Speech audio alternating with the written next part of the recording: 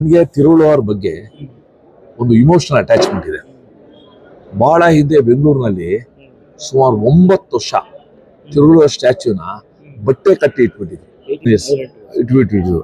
ನಾನು ಅವ ಲೇಖನ ಬರ್ತಿದ್ದೆ. ನಾನು ಇಂಥ ಒಬ್ಬ ಮಹಾನ್ ಫಿಲಾಸಫರ್ಗೆ ಈ ಸ್ಥಿತಿ ಬರಬಾರ್ದು ಅಂತ.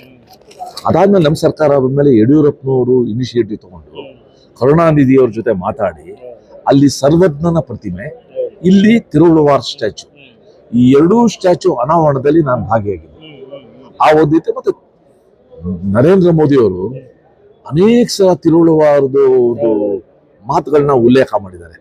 ಸೊ ಇವತ್ತು ಆ ಭವ್ಯವಾದ ತಿರುವಳುವಾರ್ ಸ್ಟ್ಯಾಚ್ಯೂ ಹತ್ರ ಹೋದಾಗ, ಅವರು ಮುಂದೆ ನಿಂತಾಗ ನನಗೆ ವಿವೇಕಾನಂದ ಮೆಮೋರಿಯಲ್ ಅಲ್ಲಿ ವಿವೇಕಾನಂದ ಸ್ಟ್ಯಾಚ್ಯೂ ಹತ್ರ, ಧ್ಯಾನ ಮಂಟಪದ ಹತ್ರ ಪ್ರೇರಣೆ ಬಂದಿತ್ತು.